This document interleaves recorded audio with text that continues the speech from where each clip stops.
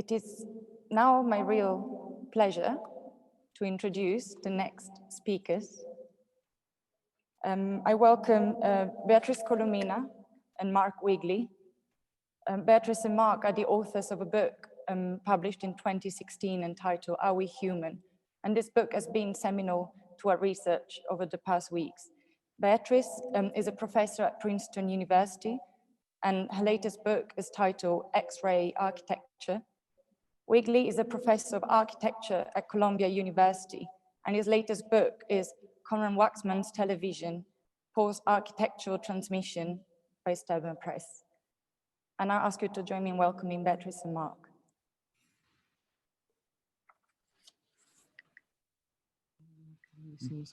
Thank you very much for your invitation, Caroline, to be part of this great event. And of course, thank you very much, Stella and Julia and Darcy and all these people that have been so wonderful preparing for this. I'm actually going to talk about the bed in the age of share screen of COVID-19. Let's see if we can share.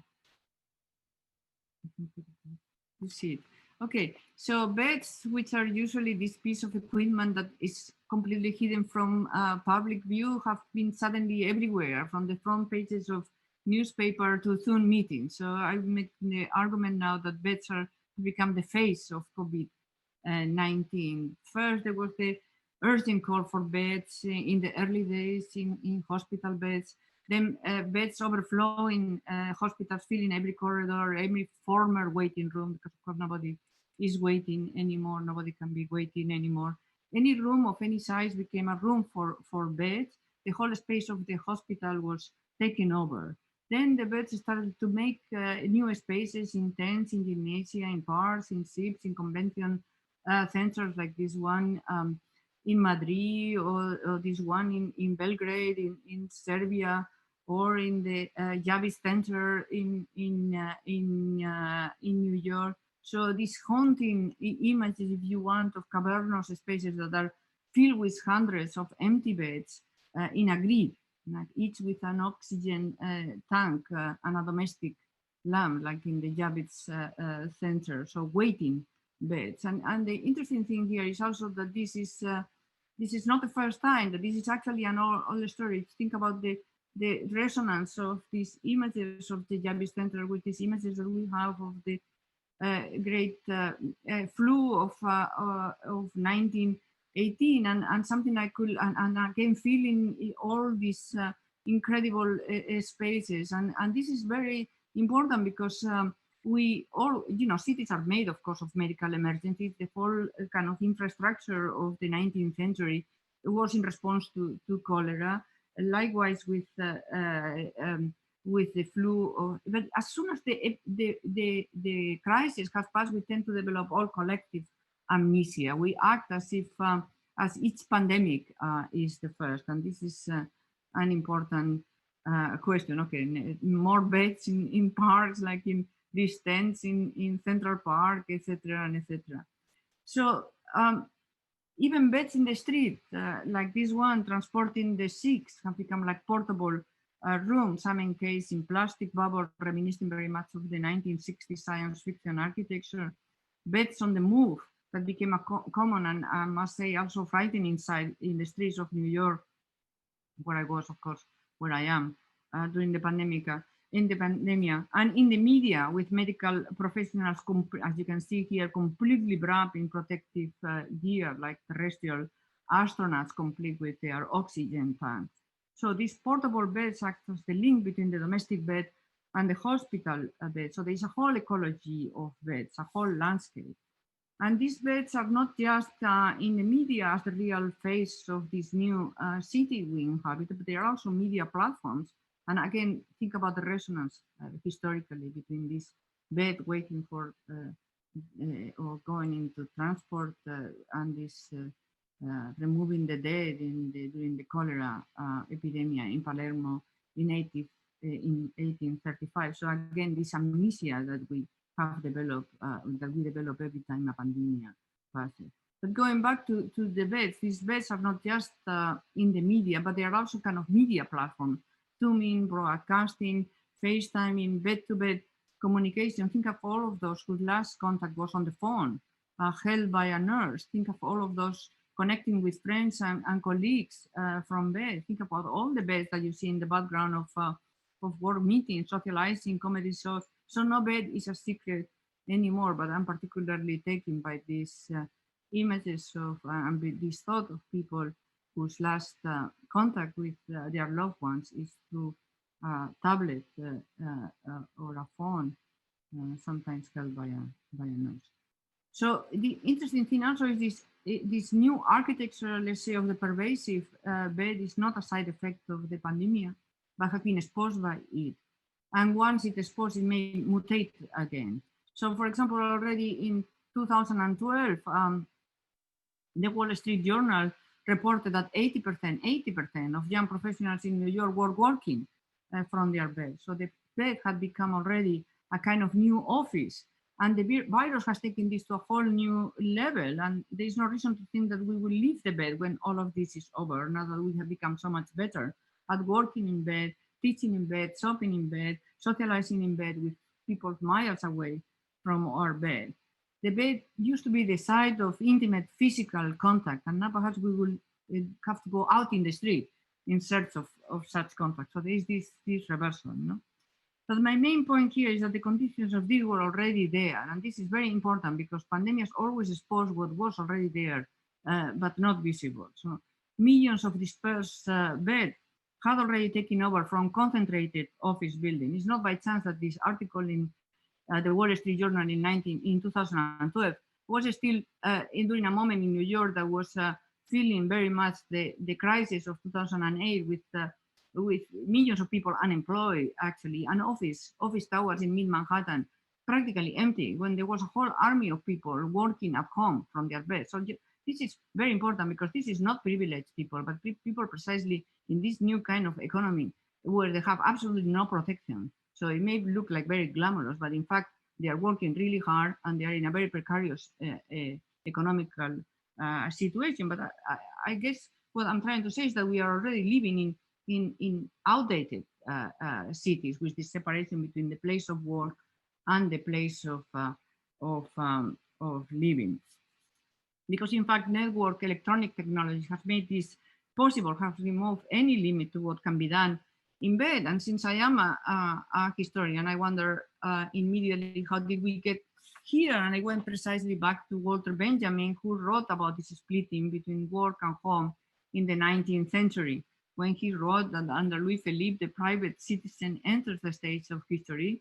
For the private person, living space becomes for the first time antithetical to the place of work. The former is constituted by the interior, the office is its complement. So, of course, industrialization brought this with it this 8-hour shift and the radical separation between the home and the office or the factory, between rest and work, between night and day. And I'm sure that that was extremely traumatic for the generation that lived through that shift from living on top of the place where you are working to having to commute, to having to, this was absolutely traumatic. But the important thing here is that post-industrialization is collapsing work back into the home and taking it further into the bedroom and into the bed itself. So the whole universe is now concentrated on a small screen, with the bed somehow floating in this sea of information. Now to lie down is now not to rest, but in a way the bed has become a site of action, and this voluntary invalid does not need has no need for their legs. And it's very interesting that this advertisement of Blue Bean says collaborating in bed, and the legs are of course you don't need to move. The bed has become the ultimate prosthetic device, and a whole new industry is dedicated to provide contraptions to facilitate work while lying down, because it's not easy. Reading, writing, testing, recording, broadcasting, listening, talking, and of course eating, drinking, sleeping, or making love, activities, by the way, that seem to have been turned into bed, into work itself. Endless advice is given about how to work on your personal relationships, how you have to schedule sex, because apparently otherwise it doesn't happen. Sleeping is definitely hard work for the for millions, with the psychopharmaceutical industry providing new drugs every year, and an army of sleep experts providing advice on how to achieve this apparently ever more elusive goal, but of course, all in the name of productivity. Everything done in bed has become work. This philosophy, of course, was already in the figure of Hugh Hefner, who famously never left his bed when he moved into the mansion in Chicago, and to this round bed, and he screamed to Tom Wolfe, who had come to interview him, and of course the interview takes him in place, and he says, "I don't go out of the house at all. I'm a contemporary recluse," and then he has working in bed, doing the magazine in bed, etc. But Hefner was, of course, not alone. Think about Truman Capote, who in 1957 said to the Paris Review in an interview that he was asking the interviewer, "Are some of your writing habits? Do you use a desk? Do you have a typewriter machine?" To which he answers, "I'm a completely horizontal author. I cannot even think unless I'm lying down, either in bed or stretching a couch." And, and of course, Yoko Ono and John Lennon had the bed in for peace in Amsterdam in the Hilton Hotel during their honeymoon in March of 1969, inviting journalists actually to come to their bed from 9 a.m. to 9 p.m., therefore treating the bed as a work space, right? So these are kind of our precedents for the situation in which we are today. So if Jonathan Clary, in this beautiful book 24/7, argued that late capitalism is the end of sleep, colonizing every minute of our lives for production and consumption, the actions of this so-called voluntary recluse are not so voluntary in the end. But perhaps more important, and something that Jonathan doesn't touch, is the fact that the 19th century division between the city of rest and the city of work may soon become anyway obsolete.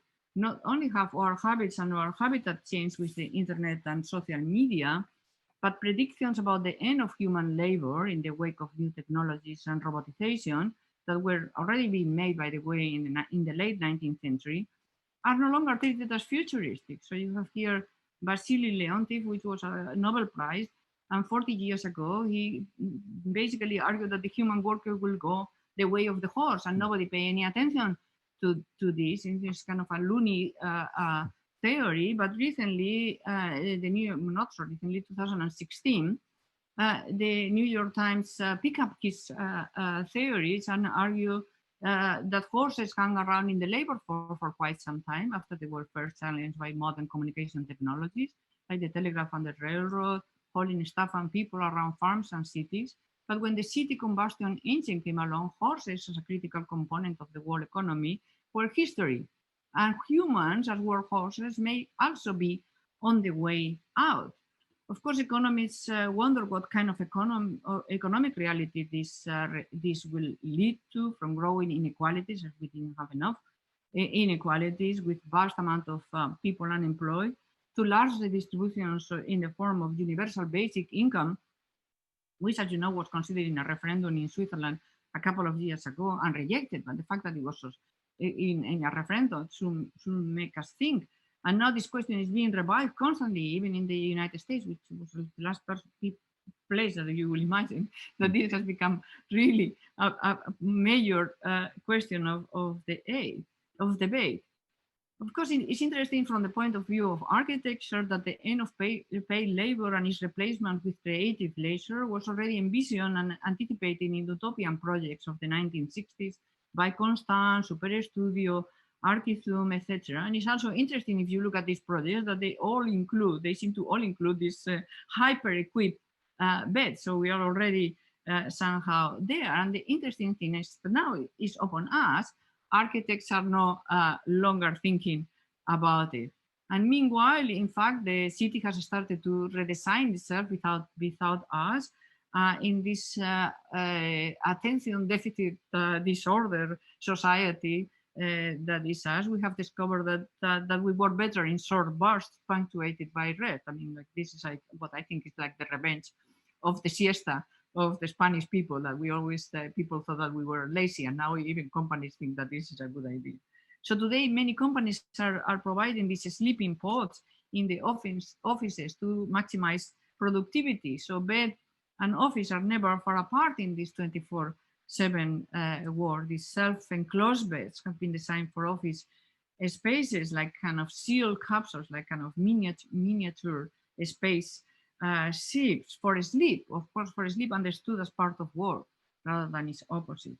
As Ariana Huffington predicts, and this is actually her office, recharging rooms will be as common as board rooms. And by the way, new types of buildings are dedicated to sleep. In New York, there are these new hotels where you can check yourself out, or you could, before the pandemic, for like 30 minutes and have a nap, whether you are a tourist or you're working in an office and you need to recharge. People are preferring to do this than to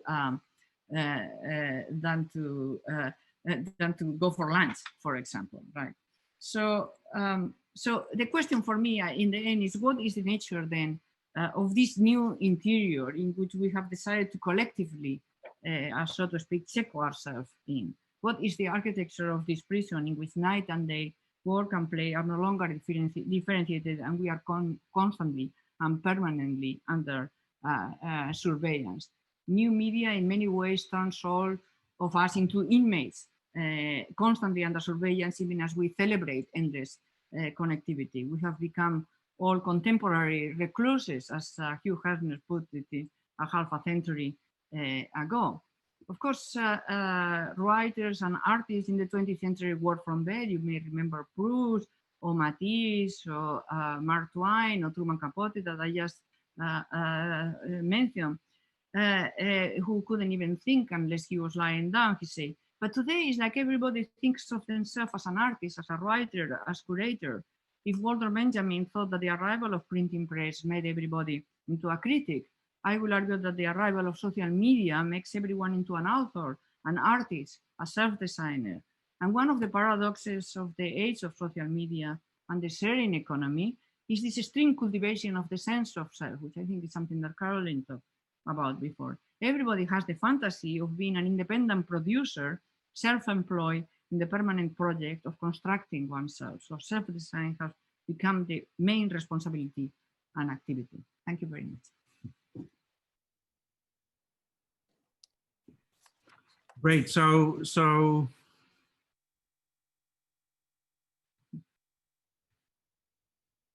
yeah.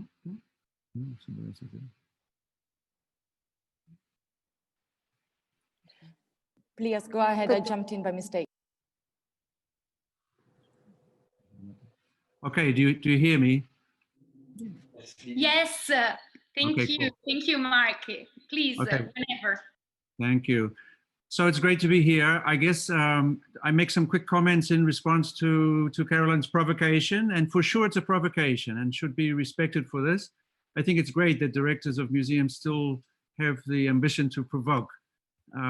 Maybe Caroline is in a rare small group, but it's very, very interesting. And maybe if Beatriz went, let's say, out from what used to be called the body in the bed to the world, to this new world of the bed, this kind of bed world, maybe I tried to come back the opposite way, from the world back towards what we used to call the body.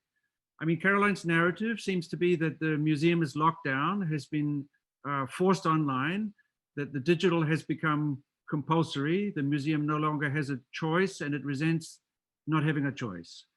Visitors don't come in anymore, the art goes out. So maybe also the museums resent not being, let's say, fully in control of the art. The art is no longer contained, disciplined. But more than that, the museum is expressing through Caroline a kind of trauma of losing touch with material life and with sort of psychological well-being. By losing touch, let's say, with the analog. So it seems to me the narrative is about the loss of the analog in the age of the compulsory digital. And this is a crisis, a spatial, psychological, philosophical, financial, curatorial, and conceptual. Big deal, all the big words. And definitely the sense of a wound, as if the analog has been surgically removed from the museum or is forbidden from the museum. But let's say right here at the very beginning of our conversation today, let's at least hesitate for a moment and think a little bit about this narrative. And I insist only on let's say a series of points. Firstly, the digital is not immaterial. It is not without body. On the contrary, the communication system is the single biggest artifact our species has ever constructed. It's bigger than the planet. It requires massive amounts of energy. It requires the majority of energy and labor. Even if all of this energy and all of this labor is rendered invisible in order to sustain the experience of immateriality, of infinite connectivity. Or to say it another way around, the digital is completely inseparable from the physical and especially from labor. The division is not simply digital analog as a kind of structure of privileged versus unprivileged. No, inequity is sustained by a much more complex geometry and a kind of intimacy between labor and the digital. Life is digital, not simply passing through the digital, not simply represented, but is screen-based. Life is screen-based, not just because we have become long ago homocellular, some kind of combination of flesh and smartphone, some kind of confusion of the electrical and the organic. No, the organic is always electrical. The human is electrical, is a nervous system and an information system, a genetic code system, right? It's never simply human plus technology. Human is the effect of technology. There's nothing more human about the human than technology. Technology is what makes the human human. So what the museum is missing then, and might be traumatized by, is actually not the absence of the analog simply, but the loss of the ability to simulate the analog. The museum is a key site for simulating the analog. Think about it, the most classical museum, the aristocratic space of the museum, as Caroline pointed out, is a space of disconnection from the world. You disconnect from the world, theoretically, to reconnect to the world in new ways. This, of course, in 20th century has been exemplified by the white walls of the museum, the sense of the museum as a kind of a zero space, as a disconnected space, as a space not even, let's say, in the world. But this construction of a zero required a huge effort, a huge labor, a huge amount of energy. Museums, classical museums, in their very classical condition, are thoroughly electrical, thoroughly electronic, thoroughly digital. Vast amounts of media are deployed by museums so that particular media, including the buildings themselves, might appear to be pre-media, right? So a painting, for example, is considered experienced, or a sculpture is experienced as not media, as a kind of unmediated, precisely unmediated experience of the world. There are in museums, all museums, endless wires, sensors, monitors, interfaces, signals, protocols. It's a thoroughly electromagnetic space. This space is fine-tuned, calibrated to remove any variations of smell, sound, temperature, dirt, and movements. Enormous protocols govern behaviors. This is one of the most controlled spaces in our world, and all evidence of labor is removed. This is a miraculous space. This is a space of miracles. Both the digital and the labor are repressed in the museum, and especially the intimacy of the digital and labor is repressed. In other words, museums, classical museums, in their classical functions are kind of spaceships, or they're kind of simulators in which the distance between humans and objects can be simulated, because actually no such distance, let's say, exists outside the museum. In other words, I suggest to you that museums are analog simulators. So what's going on right now when museums are forced to go online is that they've lost their magical trick of simulating the analog, the mythical analog. Now, the museum uses a huge number of screens, and including the white walls, which are, of course, screens from the beginning, to simulate kind of life before screens for visitors that are themselves attached to cell phone screens. In other words, a screen, a portable screen with a fleshy being attached to it, is made to experience the possibility or the thought of a life before screens. This is why it's a somewhat of a kind of religious experience, a kind of mythical experience. And this logic, this experience, is never simply confined to the building of the museum, but is actually throughout the city, throughout the logic of everyday life. The arrival in the museum, for example, when you go to a museum, it's just as it were the final confirmation, a little bit like going to church, and indeed it is a church. You go to church to, as it were, affirm the belief in something invisible that supposedly is organizing life outside. It's the same. The experience of the mythical analog is an experience repeated, and then, as it were, blessed in the space of the museum. You don't have to be in a museum or go to a museum to have this experience. This experience occurs long before you get there. The visit is just an affirmation. Look at the websites of almost every museum in the world. They prepare you for the experience of the analog that you will supposedly receive if you visit the museum. And if you have looked at the website, you already have had the experience that you're supposed to then repeat. And you repeat at the museum socially. What happens in the museum is you get to experience that in synchronization with other people. It's not a new experience, it's precisely an old experience. Nobody goes to a museum to be shocked or surprised. The museum is almost the opposite of our fantasies of 20th century art as a kind of defamiliarization. In fact, museums operate as familiarization machines. Also, the museum is everywhere. The white walls are everywhere. Every apartment, every house, every school thinks of itself as a kind of museum. And think about this. Nothing I'm saying is that interesting, because if you think about it, the analog can only be experienced as analog in a digital environment. Right? If there was such a thing as a kind of pure analog experience, it wouldn't be experienced as analog. It wouldn't be, in fact, experienced at all. Analog is therefore a digital effect, right?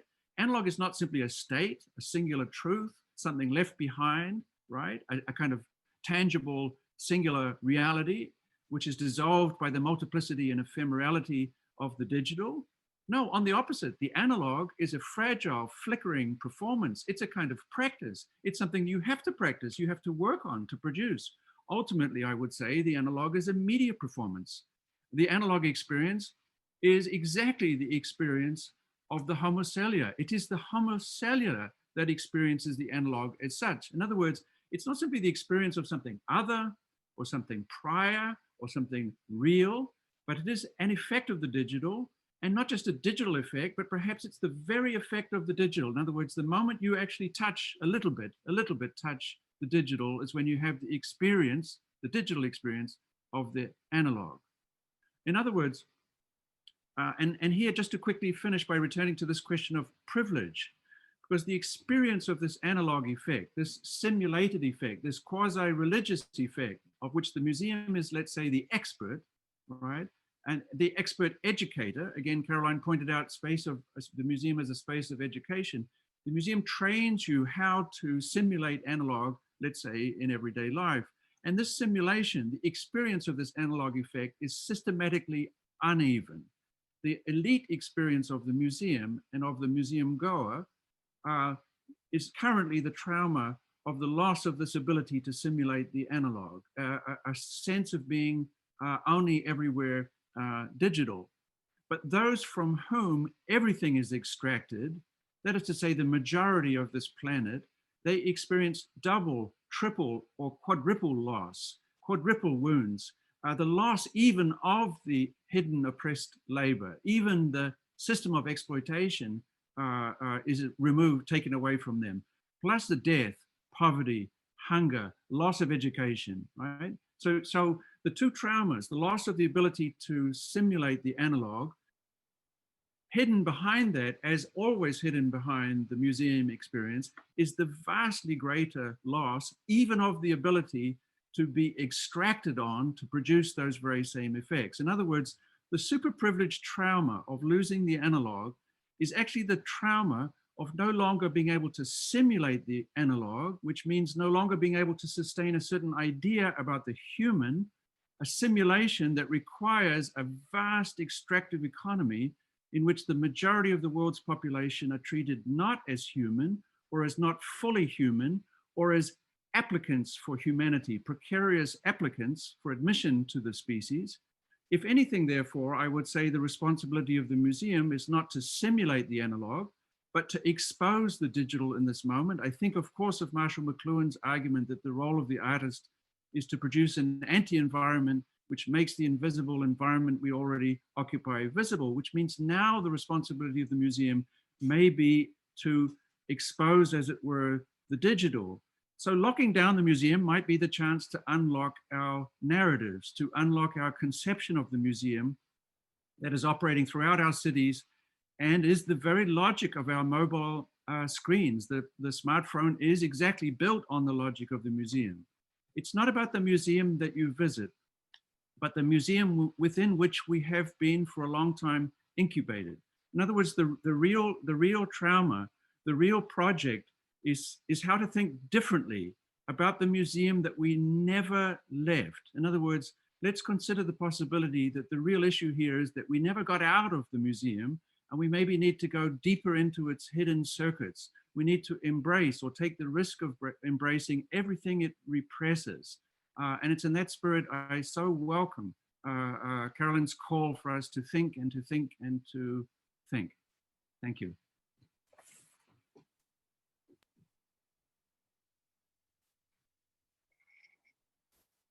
Well, thank you so much. I'm trying to gather some thoughts because we covered a great amount of subjects, and just to recap from looking at the transformation of a very private space such as that of the bed, and especially looking at the recent period of time. And I guess it's quite interesting to think about your two presentations together, given that the bed is such a private space and museums have always been a very public space. And in this case, it seems like the bed has opened up and the museum has been closing down. And so I just wanted to make a small public announcement just to let our audience know that we're taking questions as well through a chat that I'm now going to try and open.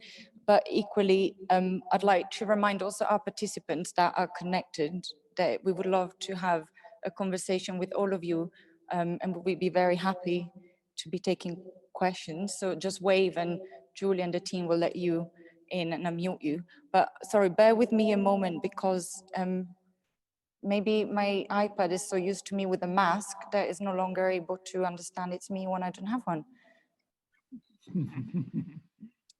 Okay, so just letting the audience know we're taking questions from the eFlux chat, and I'll be monitoring that. But just first, I would like to see among our speakers if there's anyone that'd like to ask a question.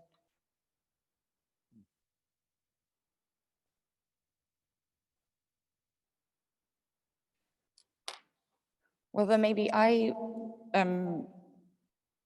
will ask the first question. I'm just going to try and gather some thoughts. Also, Caroline is letting me know that I didn't read your synopsis. I thought I did it sort of touching on a few points, but I read it, and maybe this will warm up the floor and we might be able to take a question shortly.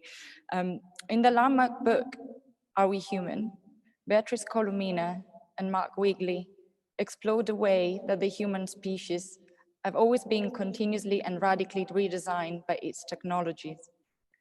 In a time in which the smartphone is the first and last thing we touch each day, the supposedly private spaces of the brain and the home have been dramatically transformed. The brain has become a factory and the bed has become an epicenter of labor. In this short lecture, Beatriz Colomina and Mark Wigley have expanded this analysis to take into account some of the social and mediatic transformations triggered by the COVID-19 pandemic and the reliance on digital telecommunication that it has exposed. So I love the idea that you give the synopsis afterwards. So well, we thought it would be a nice way. In reverse. If we stay here long enough, we will eventually reach Caroline's original idea for the conference. Like we're kind of reverse engineering the whole process. Yeah, that is correct. We thought it would be a nice way to also have a little bit of a transition between all the presentations. And we, because we've been putting together the program, I'm already expecting quite interesting synergies that will appear later on in the day. So hopefully you might be able to be around and hear that. But for example, Professor Gallese that will speak later today is often mentioned to us how the idea of technology being something separate from the human and the mind is a misconception. And so I appreciated how you highlighted that as a first step to start understanding and moving away also from, you know, dichotomy of the real versus the digital, which is also what Caroline was highlighting earlier. And I very much enjoyed also, you know, thinking about the analog as an effect of the digital, and somehow this made me question my own appreciation of time. I'm aware that during the program we'll be thinking about singular time, linear time, and multiplicity of times that the digital work can enable. And I found my own fault, let's say, in always assuming that, you know, the analog was the premise of the digital. So I really enjoyed that moment where you helped me switch that around and, you know, coming back to understanding how, what a museum can operate. But I'll just double check if there's any other questions coming through. Well, you know, in the world of Zoom, you're allowed two reactions. One is a thumbs up and the other is applause. So it's a space of kind of compulsory affirmation. So we take the silence as a compliment. Silence as a compliment, and also as a kind of critical silence. We take it as a critical silence. I mean, you have collected so. Well, no, it's also that it might not quite be silence. It might just be me forgetting to look at the chat because I have too many chat. This is the digital PTSD mode. There's a question actually from Professor. Yeah, I see a question. Yeah. I'll read it out, and then of course, Professor Gallesi, if you'd like to join, please come in. But I'll read your question now. So Professor Gallesi asked, he'd like to ask both of you, Beatrice and Mark, to say something more, glossing the very pertinent quotation from Benjamin: "The screens reconfigure our existential space in unprecedented ways." Well, I mean, in the spirit of our shared presentation, we both tried to answer in different ways, and Beatrice is the scholar of Walter Benjamin, and therefore I don't dare touch it. But I think when we use the word screen, there is a tendency to think of the word screen as being of the present and somehow closer to modernity. And I would insist, maybe as an architect, that the word screen is a word that takes its meaning from the beginnings of architecture. So screen is a surface in which life is constructed. It's a surface not made by life, a surface that appears at the same time as life, right? So if we make a conversation about screens, according to the way I'm suggesting, it's a way of understanding life. And so I would read Walter Benjamin as a historian of a particular moment, let's say, in the history of screens. And I think that he was super obsessed with how architecture was screening itself differently in that moment he was writing. Right.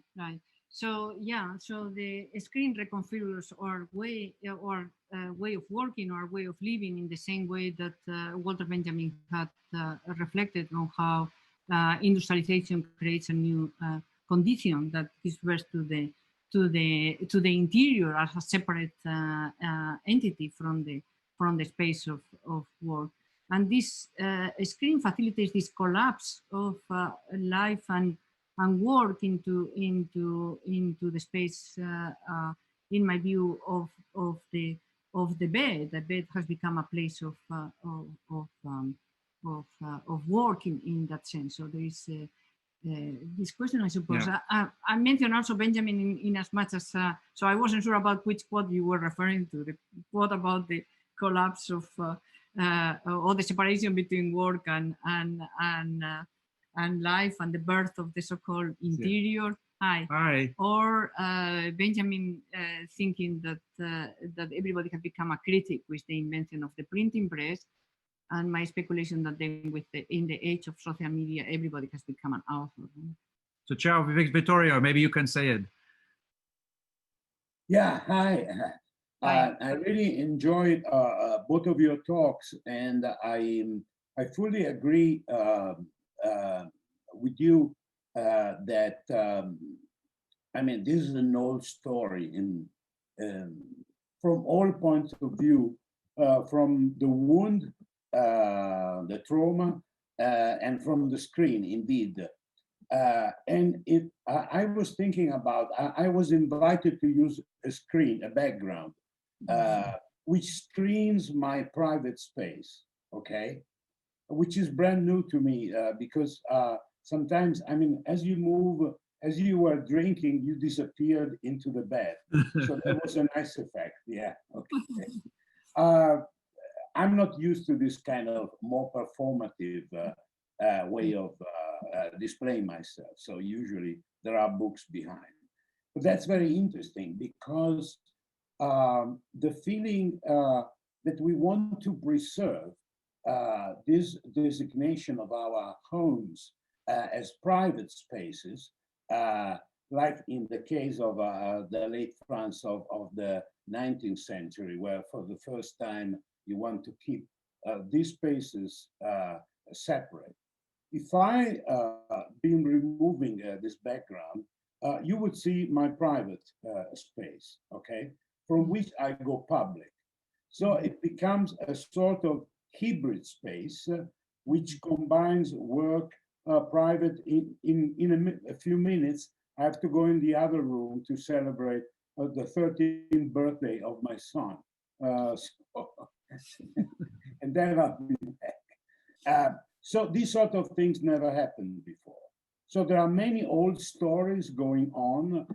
Technology, you said, and I was applauding, we are naturally artificial and technological creatures, more than beavers and other animals that inhabit the planet. So there's nothing new under the sun on the one hand, I think, but on the other, there is something which is unprecedented. And I think we should dig much deeper into these novel aspects that digital screens bring along. And I'm not entitled to move outside of my territory. So tonight I will deal mainly from the brain-body perspective. But of course, the implications, I mean, that's like looking at the problem through a peeping hole. It's just one narrow perspective, but the problems are much broader. And thank you to be here to enlighten us on this variety of aspects. Sorry, I talked too much. Vittorio. Now I listen. Bye. Thank you. I see a question from Caroline, and just to quickly say, I was talking the other day with the architectural critic Nicholas Mack in Berlin, and he was reminding me that the concept of private involves a stealing from the public, privation. So this sense that we no longer know what is private, what is public, it could also be a very positive political condition. And the bookshelves behind us that we normally show, well, of course, this is some kind of screen also. Like I think in some way we can use the vulgarity of Zoom in a way to think about the vulgarity of the lives that we were leading before Zoom arrived. But in terms of Caroline's question, we can both try about how you expose. I might just jump in to read the question out loud, Yeah, because the audience from home are not able to see this question. And I like to suggest that we might take this as the final question of this session. And there's another couple of questions that come from the audience. We'll try and come back to those at the next Q&A session. So the question for Caroline reads, how do we expose the digital? Is this event not doing exactly that? But COVID-19 has opaqued the digital. The mythology of connecting people and an unbiased AI has been opaqued. Sitimnit Gebru event is an opaquing, I mean a lapsus? So the quick answer would be, well, you have Hito still later, no? So I think that there is unbelievable work, particularly Hito's work, seems to me to do nothing other than expose the digital in the way that I intend. In other words, it seems to be precisely it's to artists that one would ask such questions, right? Or it would be artists that will ask us these questions. For myself personally, I continue to be obsessed with the white walls, and I'm always most of the time thinking about the secrets of the white wall. So which could be also another kind of artwork to carve into these surfaces. So I think it's a multi-dimensional, the answer to the question would be something like it requires, of course, a kind of multi-dimensional and restless and never resting forensic investigation of the museum. And this forensic investigation could be more fascinating and more interesting to experience than any exhibition, or it could be what exhibitions become. So I really have to say I don't have the answer to the question that Caroline asked, but I would rather say that we offer what our remarks come in the form exactly of a question. This, I guess, why we're happy to be at the beginning, because we don't have the answer. We're able to actually take a couple of questions from the audience. So I'm going to read the first one from Federica Cornelli. Hi all, I'm Federica Cornelli. I'm an artist. Thank you for this great discussion. How do you think synchronicity will help our evolution in the current time? Oh. You want to take the one? I don't know anything about TikTok, but I would like to, because that seems to me it's some kind of theatrics of synchronization, which could be the end of intelligence as we know it. Like, what the ultimate synchronization, it seems to me, is synchronized swimming, where women perform their own death and are judged according to how well they drown. So I think synchronization is potentially, as it was, of course, at the beginning of the 20th century, in the writing of sociologists and Simmel and so on, that the synchronized dancers, the woman dancers, right, the synchronization of the body and of the brain is the sort of nightmare, is the sort of nightmare of and I don't know, is TikTok, on the other hand, is this just an old-fashioned wheelchair comment from somebody that doesn't understand the liberatory potentials of TikTok? And it seems to be just a matter of time before the kind of politics of TikTok get uncovered, but I have no idea. But I do think that museums are authoritarian in as much as they synchronize, they choreograph and synchronize the experience. Right, but there is a difference between synchronization, which is what museums and biennales do. They try to synchronize the field, whether it's the art or the design field. Every 2 years, we have to be all in the same page. So see, that's synchronization, I suppose, but synchronicity, which is, I think, what Francesca, is Francesca the name, the person, has asked, is a different thing that has more to do with how do we get into this flow of things. I mean, no, Francesca, I mean, maybe you could say a little bit more, no, she's not on the place, about what synchronicity is. With synchronicity is a good thing, not a bad thing. Is it? Okay, cool. Thank you again, Beatrice and Mark. You're welcome. It was fun.